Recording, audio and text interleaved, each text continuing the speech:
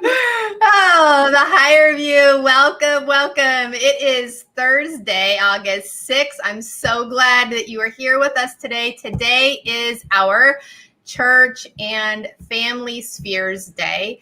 And we have the huge blessing to have an amazing woman who is in all of those spheres and so much with inner healing. And so for those of you that know my background and my love and my heart for inner healing and marriage, she's like combined it all. So I'm so excited about today. Anyway, so can't wait for you to get to know her and hear a little bit about her heart, where she's at, what she's doing, what she's hearing, all that kind of good stuff. But Cheryl, why don't you go ahead and introduce Sharla? Give everybody the deets, because I know you guys are personal friends and connected through Upper Room. So yes, welcome, Sharla. So excited to have you here today. So I've been attending Upper Room for maybe about 4 years, and one of the first things that I was told is you need to go see Sharla. And so I went to see her, immediately after that, and did an inner healing session with her, and got to know her and her heart. So she is the founder of the INNERROOM, which is the inner healing ministry at Upper Room. She is also the pastoral counseling pastor, I guess. That's probably not exactly the way to say it, but over family and marriages and relationships.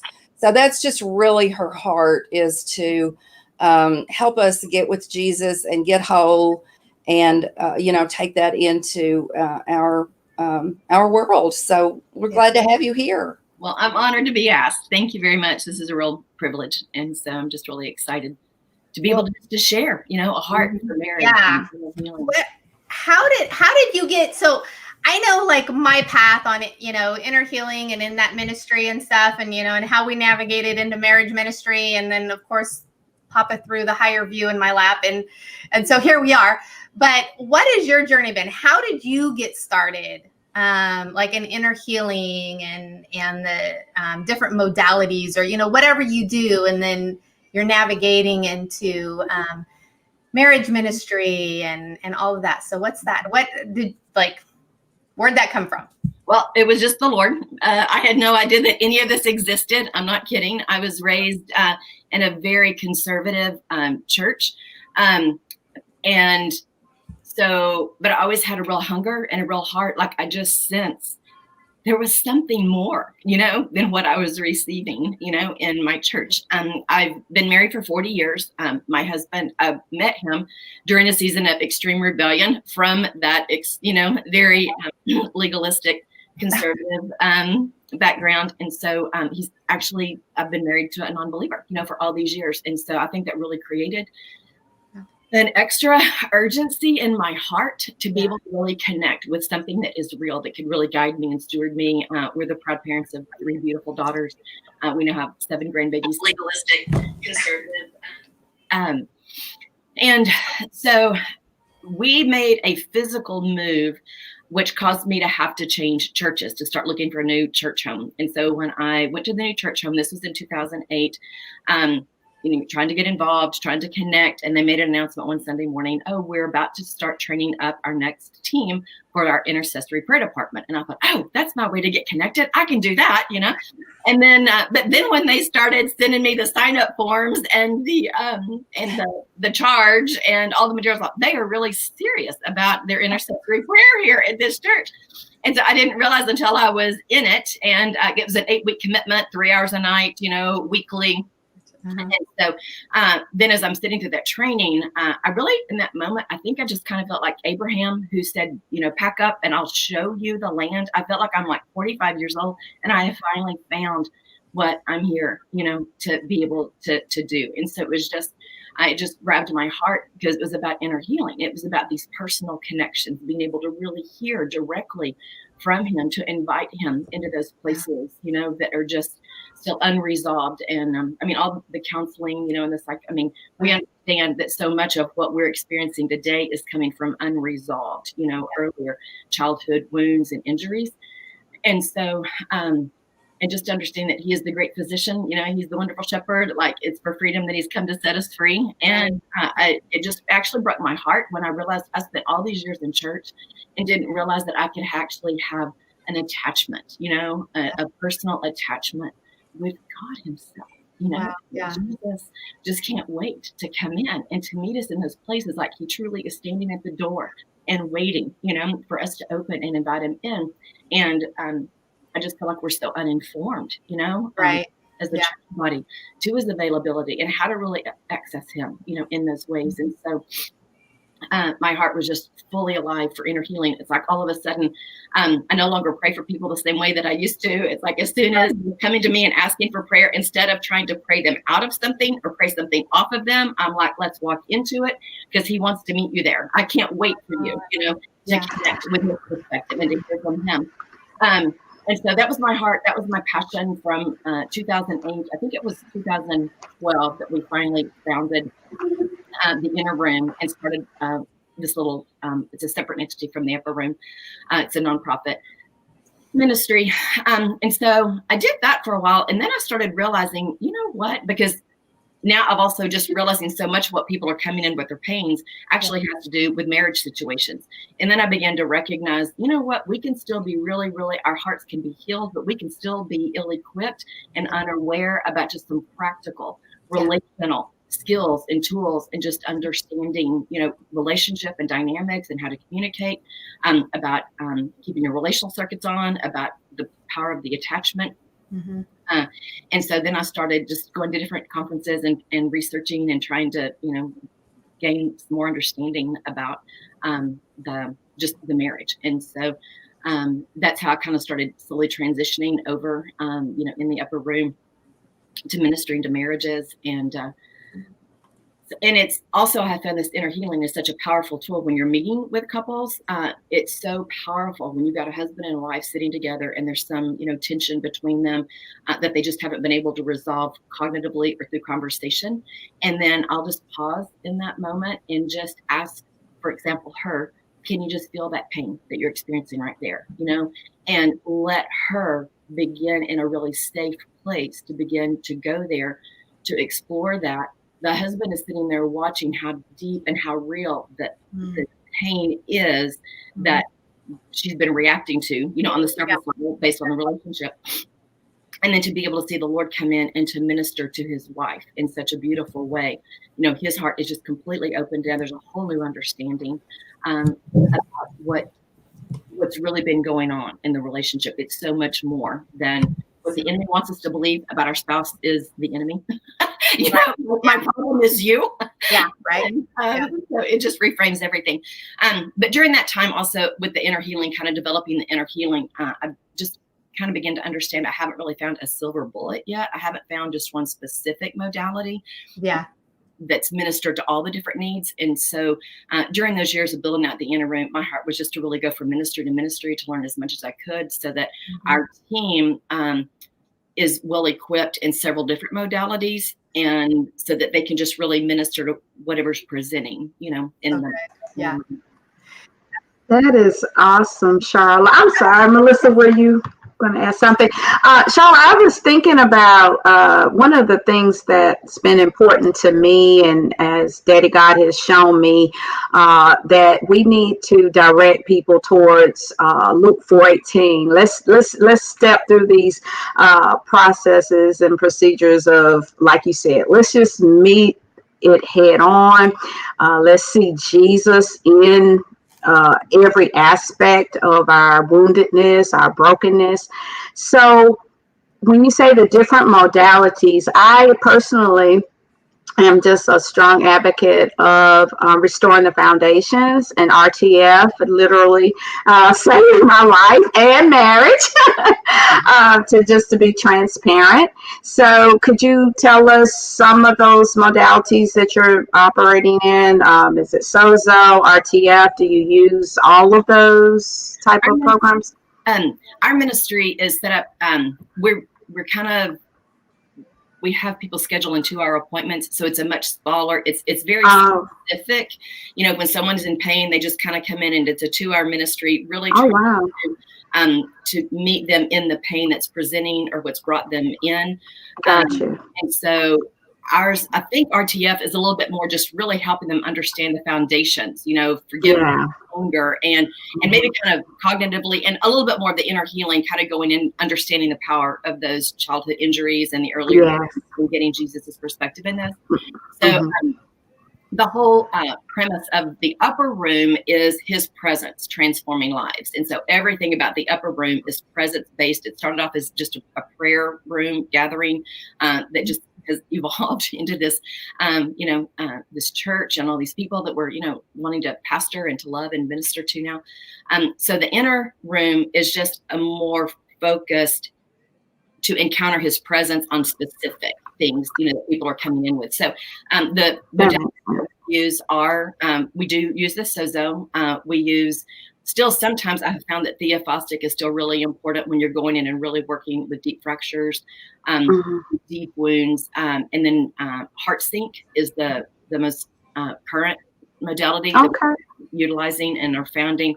It's very different perspective from the theophostic. Theophostic is pretty much starting with the pain that's presenting and letting that pain take you to the source and find where it originated, meet Jesus in that place. Heart sync is more about just really ministering to the whole heart, because there's so many scriptures about a divided heart, and the power of really ministering to the heart. And it starts, those sessions start with a beautiful connection with Jesus. So they really build that joy capacity, that place with him. Kind of the analogy is it's a little bit easier to go down into the dark, scary basement if you're holding daddy's hand, and then you have to go down the stairs and wait to find him, at the bottom.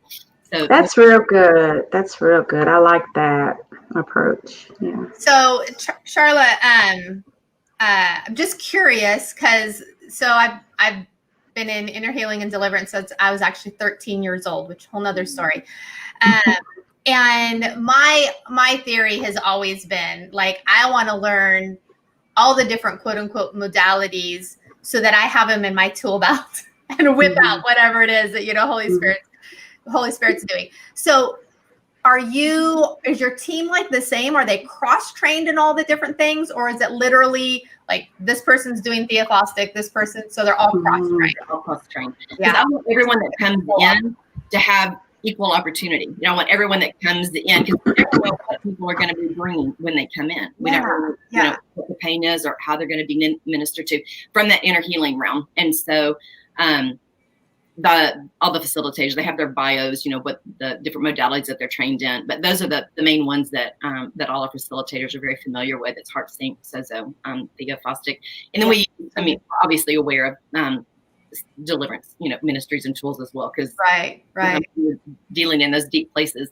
there's a lot of resistance to things that would want us to go there and receive the healing and the freedom. Yeah, and I agree. Like Kathleen, I absolutely love restoring the foundations. I think their modality is great. I think that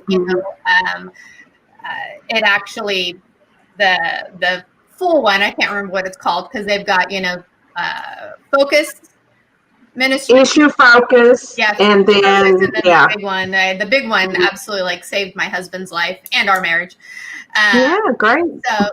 So I absolutely think it is amazing, but to run it through an inner healing room doesn't really function that well, because obviously like the inner healing, you're going to have one session, 1 hour session, 2 hour session, they go in 4 hour blocks to do stuff. But it is an amazing foundational tool. I would encourage everybody to conceptually grab anyway the foundation. Absolutely.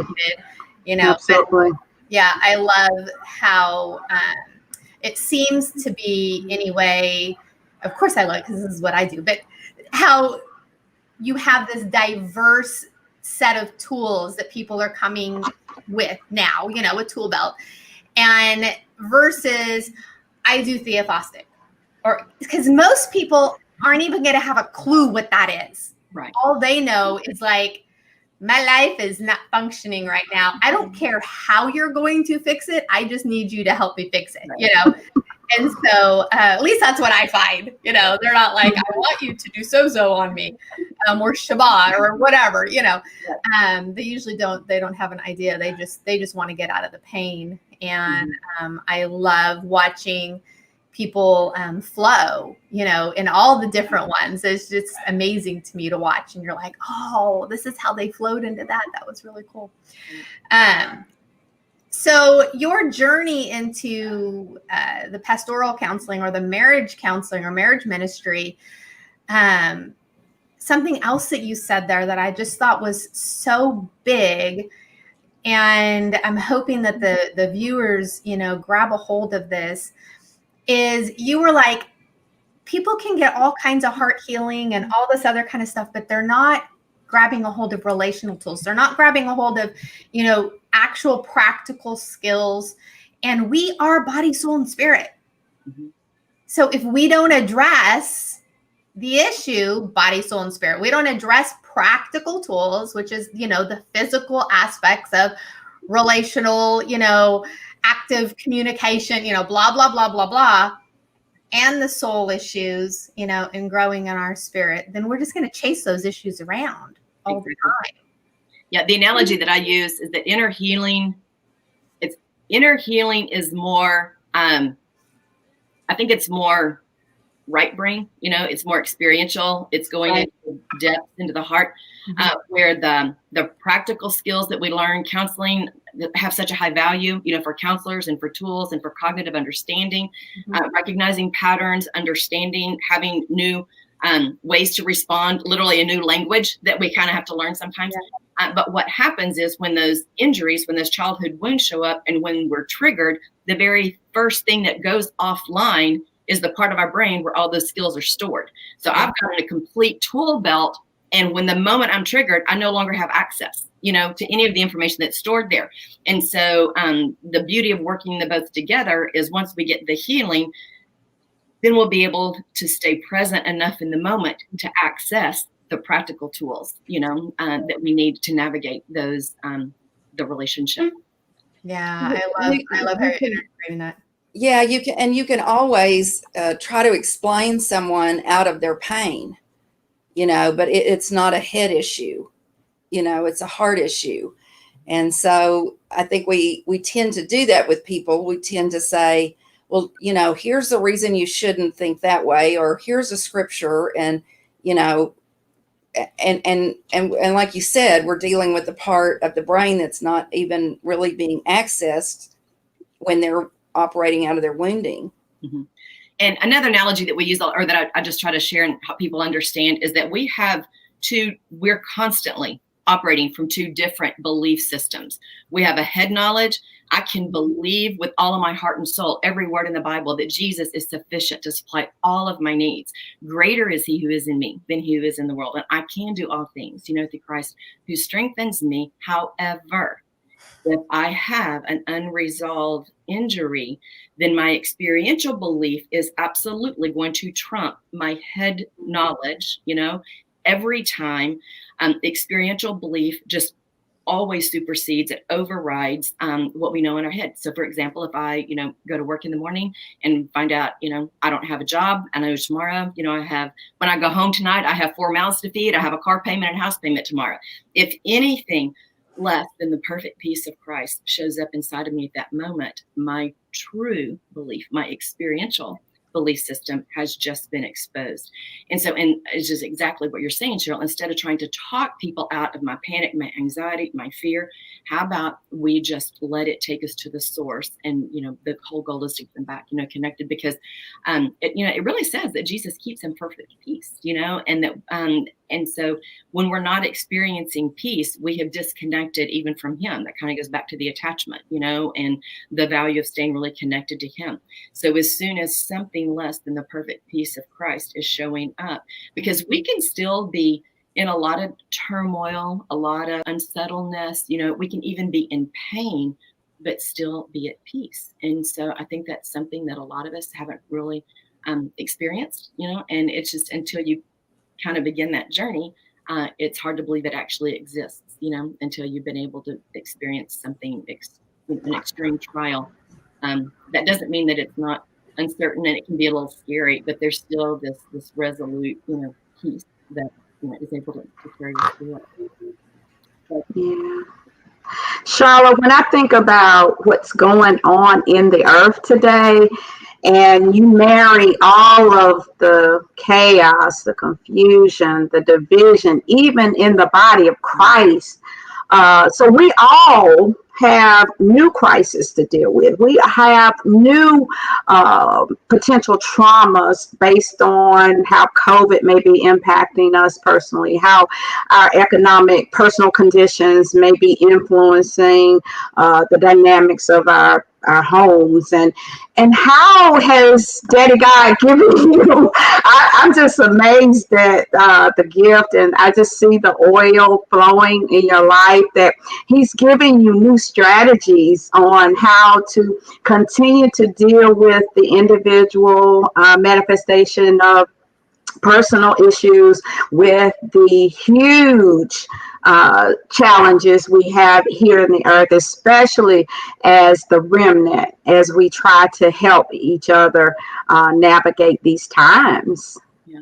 Well, and I think that's when I have to take a deep breath and try not to get overwhelmed, because I take it right back to, I think it's all about us as a body, as the workers, really being able to equip the church and help because the solution is in personal connection. It's in personal experience. And so there's just such a burden on my heart, to be able to get the message out and to have enough workers that are equipped and skilled and know just how to do the simple, facilitating. The whole goal to me of inner healing is facilitating their connection with Jesus, And so I wish I had a big solution. And I mean, my heart is. He's giving it to you, Sharla. Well, I see it. He's giving it to you. He's giving you greater strategies, and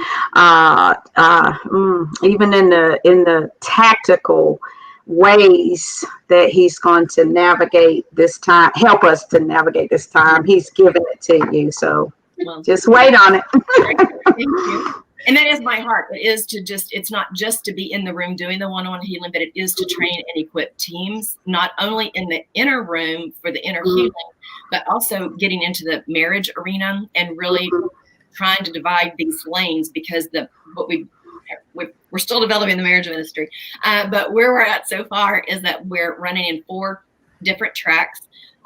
We've really learned that there's a lot of value in the one-on-one, obvious, counseling, sitting down, really mentoring, walking with, but there's also a real shift of dynamic when you start together in couples, in small groups, where you're creating a really safe space to be heard, to be seen, to be real, to not be afraid of being known.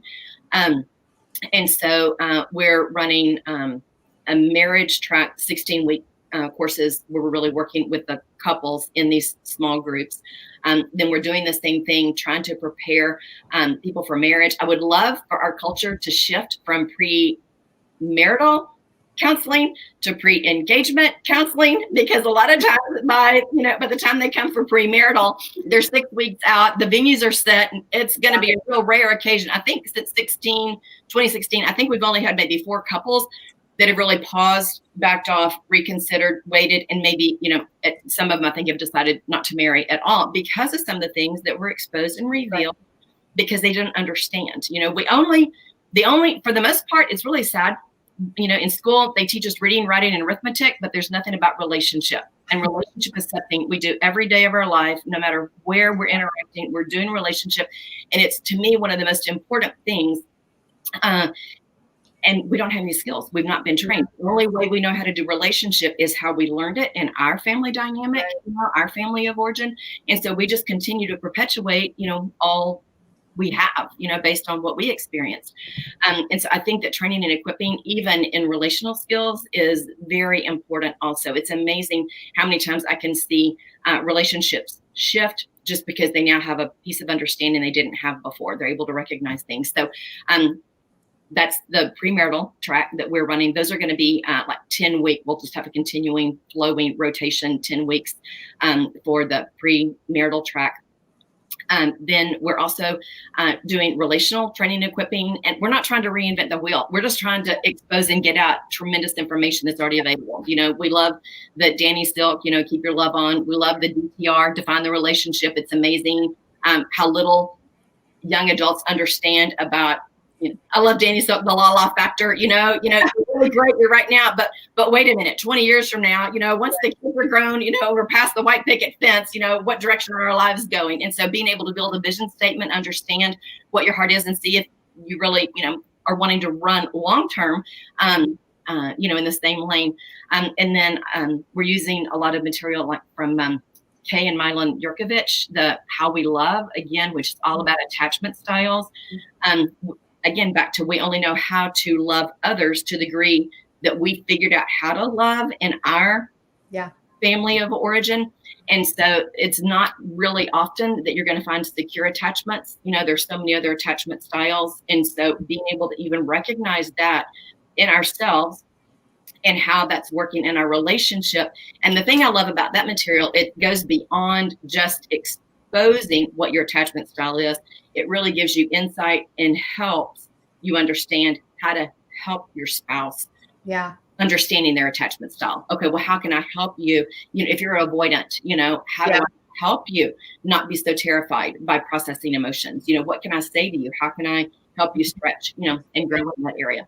So training and equipping, and then we do have the triage unit, the ones that when we really have couples that are in crisis and need, one-on-one, then we definitely meet with them, individually, personally. And then if it's beyond our scope as pastoral counselors, then we have resources. We're just happy to resource people out to the professionals, recognizing that there are people that are gifted and skilled and trained, So sure. our goal is just to get people happy and healed.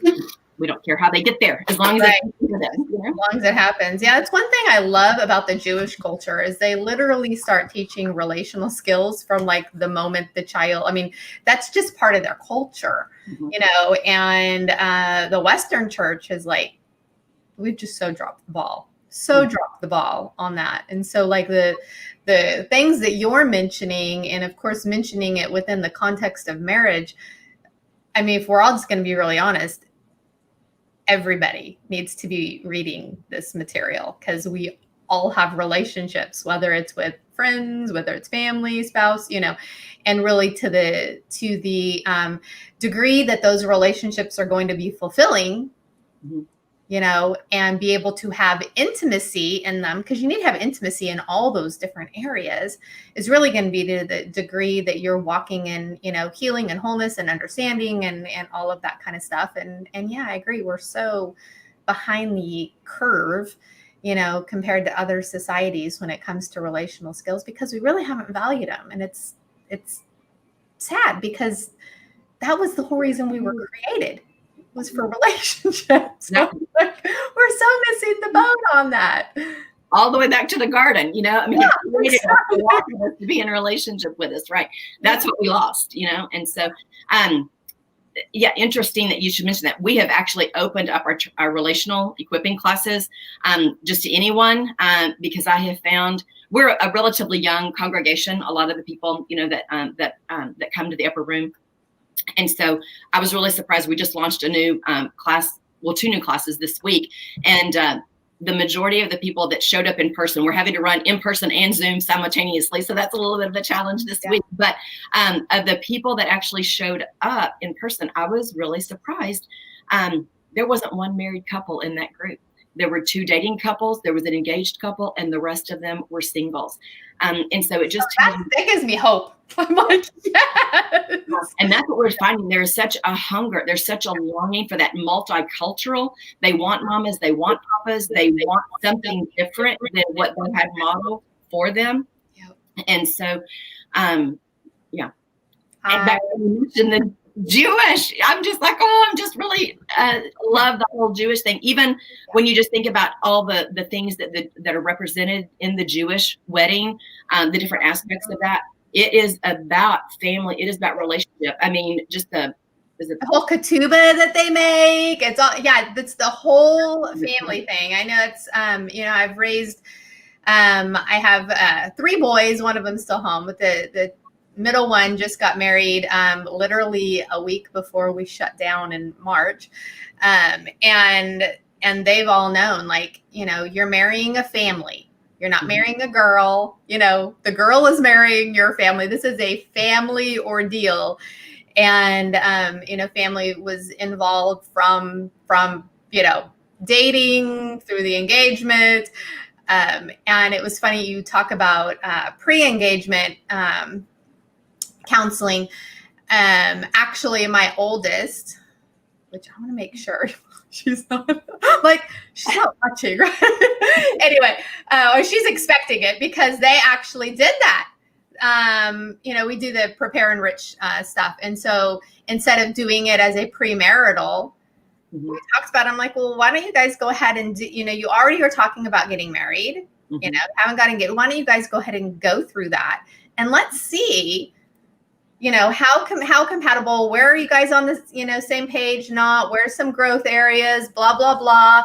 You know, start working that out now, right? So that by the time you are walking down the aisle, you guys are solid. You know, it doesn't mean that things aren't going to come up, but what an amazing foundation to start on. And of course, you know, Dad and I are sitting here prep like, oh, what if it comes back like this is a disaster, you know? But actually, it was quite the opposite. We were like, they're more compatible than we are. What in the world? Yeah.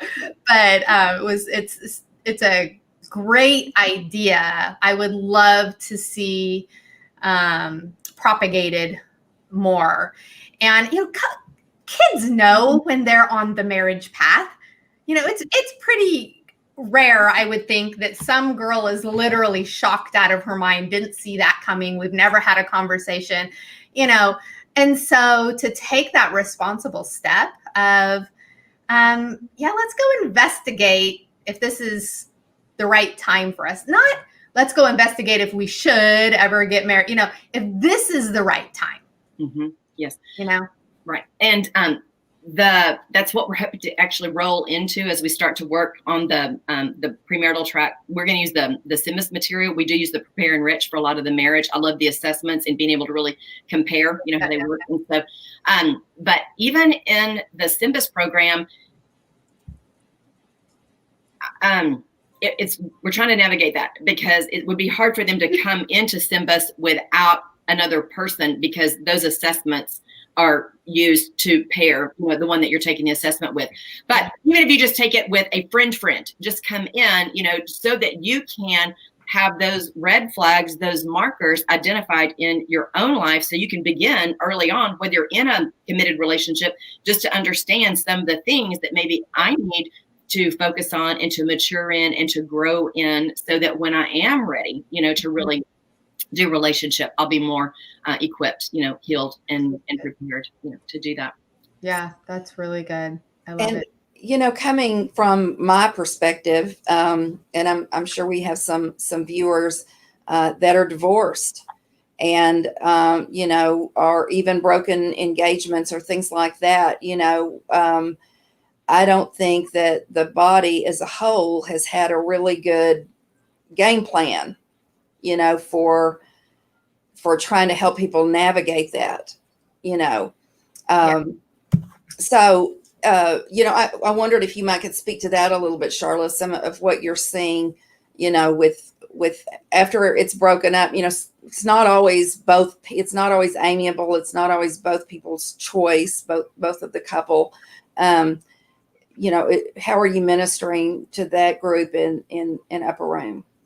Well, and that's another thing in the relational equipping, and some of the things that we want to present is to help people recognize not everybody is a safe person. I mean, for the most part, a lot of people that are raised in the church were really just kind of, well, for me, I can speak for me, you know, just about being, I always want to be kind. I always give the person the benefit of doubt. You know, I always want to turn the other cheek. I always want to. And so in working in marriages, just to speak to this part, Cheryl, about, you know, sometimes it wasn't both people weren't necessarily, you know, the reason, you know, that the divorce happened.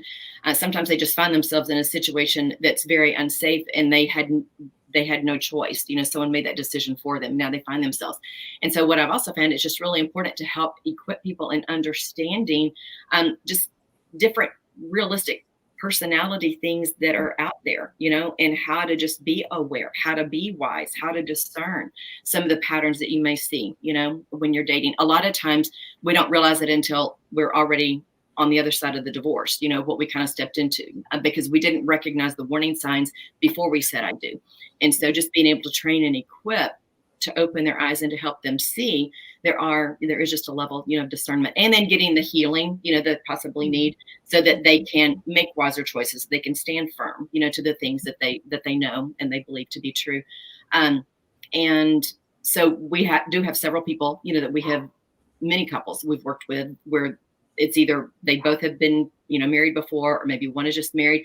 And so that's what I love about a lot of the material that we use. They also have separate tracks for that are really, to really highlight, to help navigate and prepare people, because that navigating those marriage, can be a little bit different, especially if you've got a blended family now, you're bringing other children into it.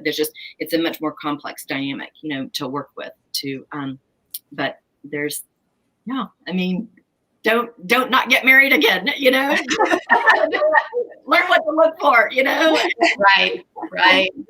For marriage. I love marriage. It's well, it's really kingdom building. I got this picture of it after my divorce.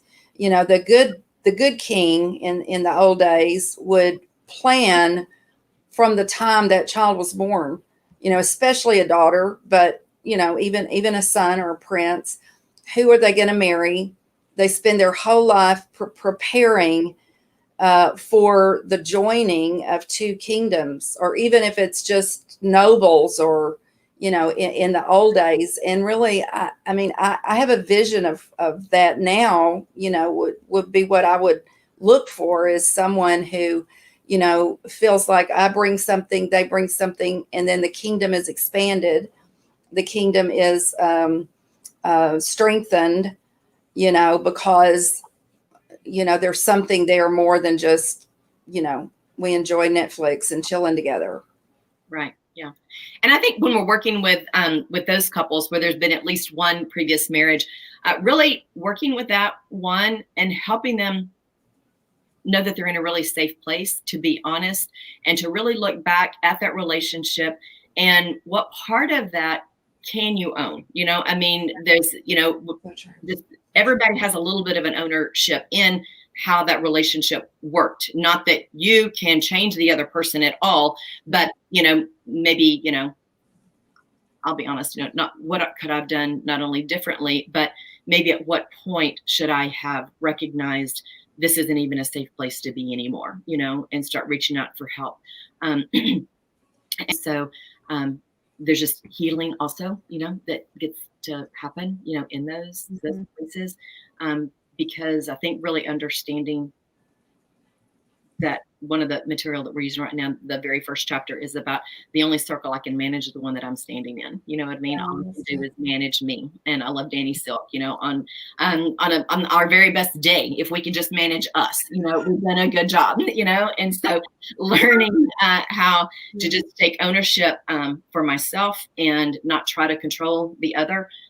If anything else, really, how do I protect you from me when I'm not acting like myself, or when I'm not? How do I protect our marriage? How do I protect you from me until I can pause, go back, identify what's really going on, and learn how to navigate, how to show up differently, how to interact differently. Yeah, I think too, you tapped on something earlier in when we were talking about the pre-engagement thing, and relational skills, and knowing when to identify the red flags, because a lot of what we find, or at least a lot of what I have found, especially you have two things. One, when you have a couple that's in love, right?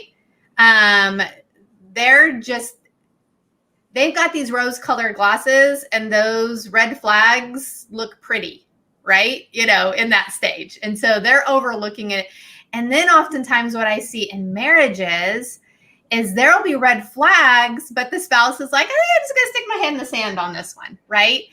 And instead of what could I have done different, is identify and address. You know, because one of the things that I've seen in doing marriage mentoring is the avoidance of addressing hard issues. It's like, I'm like, why did you wait until we got here until you came? I was like, oh, you know, we could have addressed this 5 years ago before it was a, you know, mountain. And I think that's really going to help in people learning those relational skills, learning what flags look like. What do you do with flags? You know, and I think that could help so many marriages have those, you know, brave conversations, really creating safe environments, brave conversations, which really requires connection, relationship, intimacy, all that other kind of stuff. So I just think, I mean, kind of talking to Cheryl, you know, in those couples that you know, didn't make it. And, you know, for literally, I have not mentored everybody in the world, but for the most part, the couples that we've worked with where, and I'm saying male and female, I know it can go both ways, but, you know, just for the sake of conversation right now, you know, let's say the male's having an affair, or the male's got a pornography issue, or the male's, you know, out drinking all the time or whatever. The women typically know something's up, but they have a tendency to want to walk into nurture, walk into, you know, not really addressing it.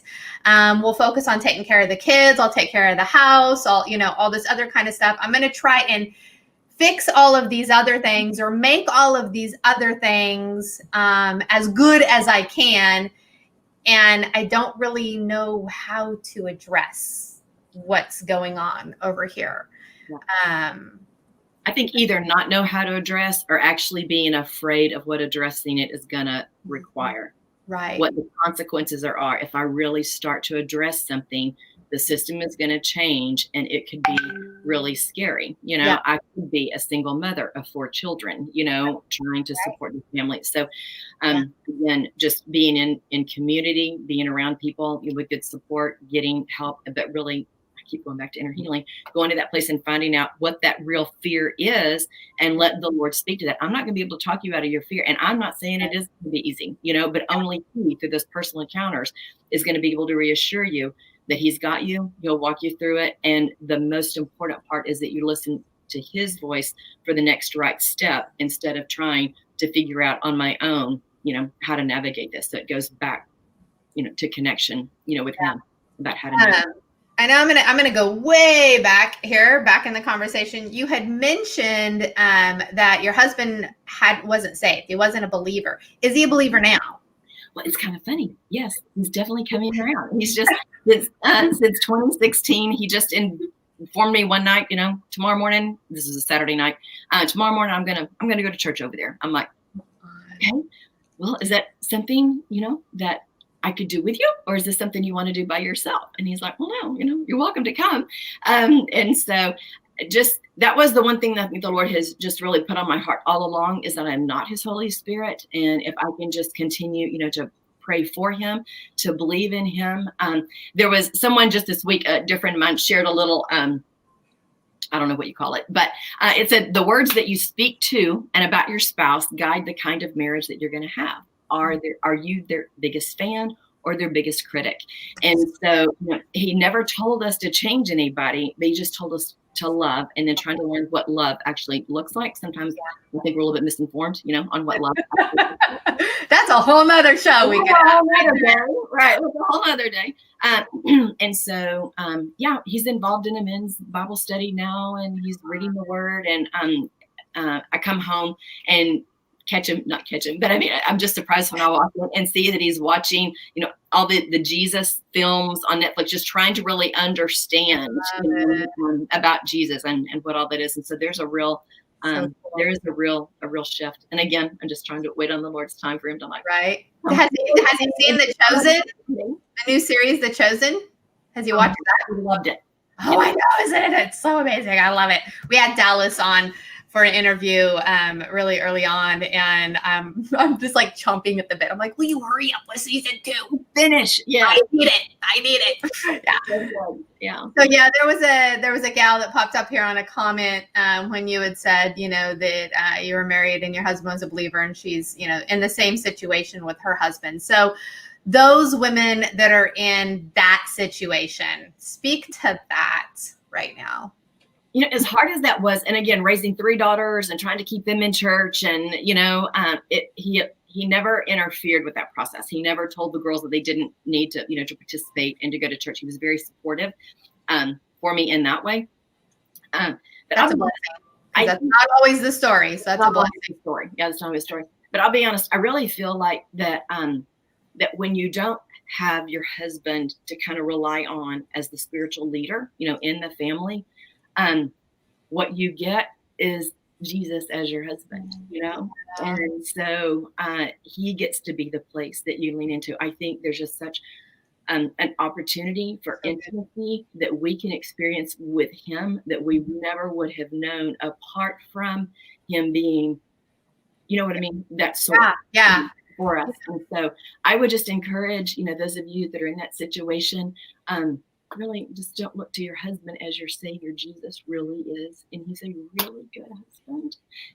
He's a really good father. And that it just really offers an opportunity, for you to get to know him in a way that you wouldn't have known otherwise. Mm-hmm. And so just continue to, to work on, again, your circle, your relationship with the Lord, and trust your spouse, to the Lord. His time. Because no one can come to the Father except through the Son, and no one can come to the Son except the Father draws him. So it's really all about the Father's work. Yeah. Along, I think, by the way, that we pray and intercede and cover and speak and declare. Right. Yeah. And I think from the women's standpoint is to be able to walk into releasing the expectation of what they think their husband's supposed to be in relation, with the Lord and their walk with the Lord and stuff like that. Because I think that's one of the things, especially believing women so desperately want, their husband to also share in such an amazing thing as having a relationship with the Lord, right? Right. And so they come at their relationship with their husband with that expectation. Mm-hmm. And when you can actually get to the point of fully releasing that, like Dave and I had like super, super dark days. We were so close to signing divorce papers so many times. It's not even funny. And I had to get to the place of, you know what, Papa, deal with your son. That's between the two of you, and just focusing, on, like you said, my circle or, my relationship with the Lord. And to the degree that I could actually release my husband from my expectations, was the degree that I actually got to walk in freedom, and then could even enjoy my husband better. Yes. For who he was instead of who he wasn't. Right. Exactly. Ruth Graham wrote a book about prodigals years and years ago, about when her son Franklin went through his prodigal season. And one of the things I remember about that I thought was it's just really good for us in any relationship, because she quoted Jesus when he said, "I sanctify myself." And apparently in the context, I don't remember it exactly, but it was maybe about the disciples were, I don't know, but Franklin was leaving, and she said, Lord, while he's gone, let me sanctify myself. And goes back to what you just said, Melissa, as long as we're focusing more on ourselves and not on the other person, whether it's, a family member, a sibling, a husband or a child or a neighbor, even, as long as we continue to say, I want to be the best I can be. Yeah. Because at the end of the day, it's really just you and God. I mean, a relationship is wonderful, but all of them are earthly and will end in some way. You don't usually die at the exact same time. So, just continuing to work on herself, like you said. Yeah. And, Go ahead, Cheryl. well, I just wanted to say before we run out of time, I did want to get back to inner healing because if that's okay, if we again, you don't have a passion for that or anything, being the works director. I know. So I do. I really do. And really was going to ask you about a couple of things. Building a team, which is what we're doing here in the higher view, but also, maybe I know you can't tell individual stories, but you can see sort of a collective of what are some of the things that you see that happen, either, after a session, or some of the obvious things that begin to change in a person's life, after they've been through a session. So any of those that you would want to speak to. Okay. I guess I could just have a personal example. To me, the value of that inner healing is going to that source where before I used to get really triggered and I would kind of lose my mind. I wasn't present. I wasn't really making good choices, but I felt really powerless to make a clear choice because I was, in so much panic. I had so much fear, and I didn't realize how much fear I had until I started, working in this and receiving my own ministry. And there was one year where it was Christmas Eve. My house is full of family, all the kids, the grandkids, they're in. And my husband pulls me into the garage and he says, I just have to tell you, he said, I've learned today, I've learned that that there's, another company is buying our company out and the current employees aren't needed. So basically January 1st, we're going to be without a job about covering. And I was just Christmas. Yeah. Right. And I'm just looking at him and like going, okay, like, the rest of the story. And he even said, Charlotte, are you listening to what I'm saying? Are you hearing that we're not going to have a job, in January? And I'm like, oh yeah, no, I hear exactly what you're saying. But inside, I was envisioning myself on the front row of the movie theater with the jumbo popcorn and the giant drink. Couldn't wait to see how this was going to play out because I had actually encountered the Father, as a provider and as protector. And so it's just my reaction and my response after those sessions, after really encountering him.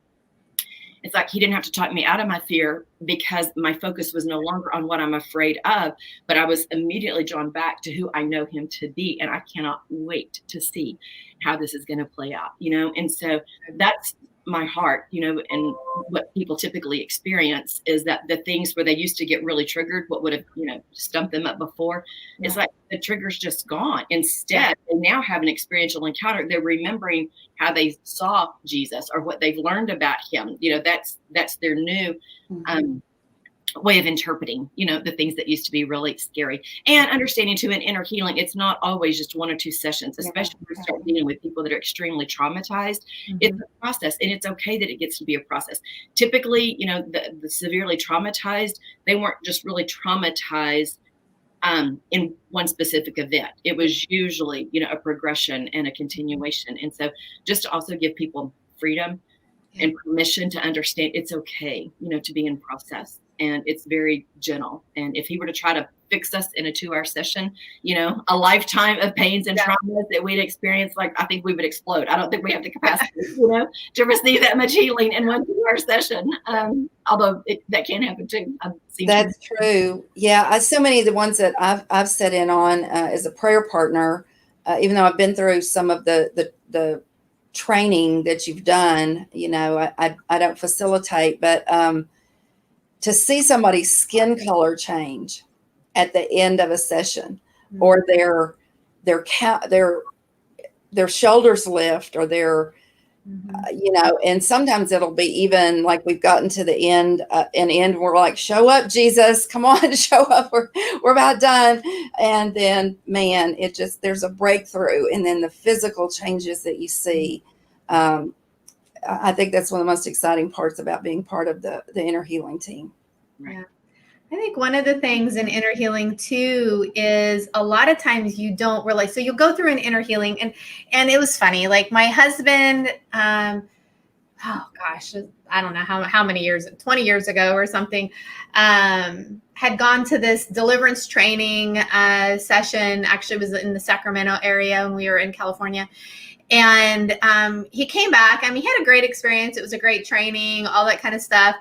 And he says, of course, you know, he's like the SWAT guy and sniper and all, you know, so it's like the whole nother ball game. But he's like, I want one of those, like, slam you up against the wall, you know, like all the drama experience. I'm like, you've watched way too many movies, but, you know, wanted that experience. And I'm like, the majority of people are like, I'm not really feeling anything.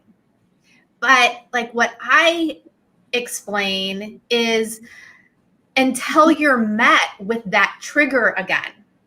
So let's say your spouse, he leaves cupboard doors open all the time, and you literally want to rip them off the hinges every time you go into the kitchen because the cupboard doors are all, because he can't, you know, and then one day you go in, cupboard doors are open, and you just shut them, and you don't think, and you're like, whoa, wait a minute. I didn't want to rip the cupboard doors off the hinges.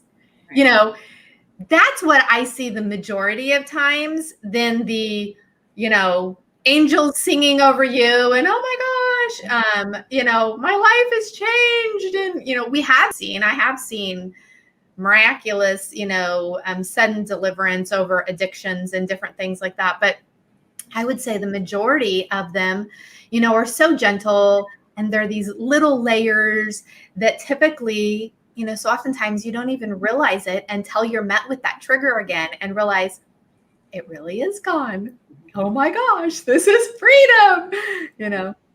Well, I think what we really try to facilitate in the inner room, it's not so much about even solving a problem or, you know, fixing something as much as it is we consider a real success if we could just get you connected to him.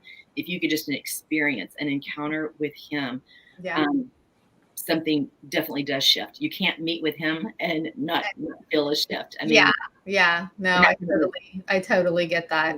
That kind of goes back, Cheryl, to what you're saying. We've literally seen just the countenance shift in the change. Oh yeah, so right. Alive, like really encountered him in any way.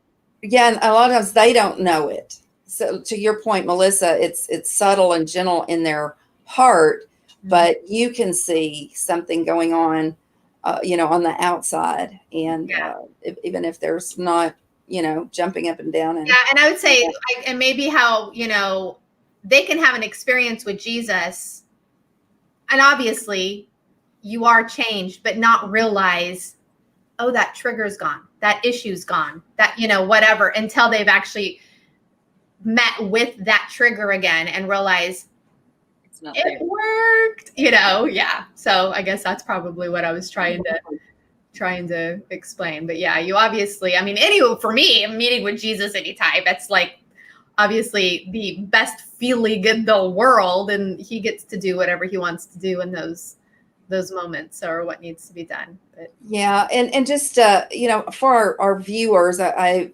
really wanted to just give them an idea of like what, you know, what to expect. We're kind of talking around some things, you know, but they might, you know, and they might all look different. And some people would call inner healing one thing, and some people would call it another. And, you know, there's just a lot of, it's kind of a new term, really. I mean, I didn't grow up in church hearing about it, you know, learning about it. And man, that explains a lot, you know.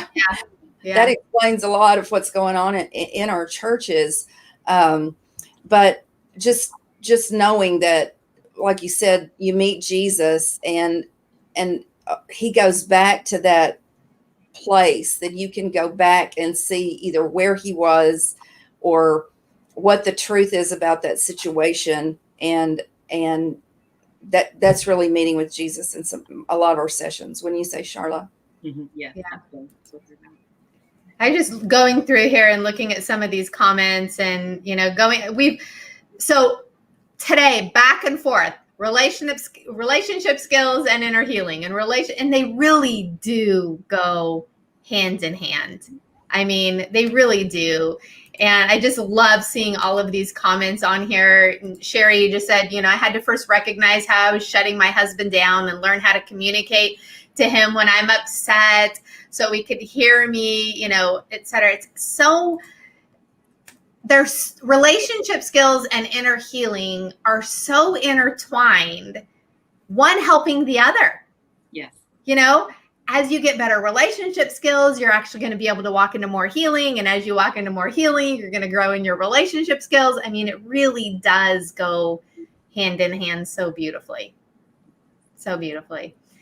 So, Sharla, thank you so much for coming on. This has been such a rich session, such a rich session. I still want to look into some of the stuff that you guys are doing too, and in your groups for helping with the relationship skills. I think that's just huge and key right now. But if you would they just go like to INNERROOM.com, or what's the link that they would go to like look into the classes? To go for the inner healing, it would be INNERROOM.co. But you can also get to the Inner Room through is it URDallas. URRoom.org. Yeah, the Dallas Upper Room. Yeah, the letter U and the letter R. Dallas. Okay. No, Upper Room website. So you can go to. I don't know. Okay, we'll look at that and make sure that we get that on there too, just so people can. So it's nice and easy. So I can like just click and get in there. Get in there. Yeah, just get in there. Thank you for having me. This is just such a joy to people. This has been awesome. It's been so awesome, so rich. You wouldn't mind praying us out and just blessing all those relationships out there. It would be awesome. Yeah. Okay, so Lord, God, we're just so aware of how relational you are, how it is your heart to be connected to us at the heart level, Lord, and that, and I just thank you so much for making those ways available to us, for helping us really understand how to receive you, how to connect with you, how to say yes, how to understand. And so, and to the degree that we are attached and connected to you, Lord, I just thank you for the way that you're able to flow through us to guide us and lead us in every step that we need to take, how to reach out, how to get the help. And so I pray for every heart that's listening. I pray for every marriage that's listening, that the perfect peace of Christ would guide you, would lead you, that you could trust that still quiet voice within that's leading you in the beautiful way that he's inviting you to find him, to meet with him, to get the help, to get the resources, to get the connection with him. So Lord, I just thank you for the beautiful sanctity of marriage. And I thank you that it's for freedom that you come to set us free. And so it's for free indeed, Lord, that we just praise you. We thank you. We love you. And it's in your name. Amen. Amen. Thank you, Sharla. Thank you so much. And thank you, Sharla. We will see you tomorrow. Bye. Bye.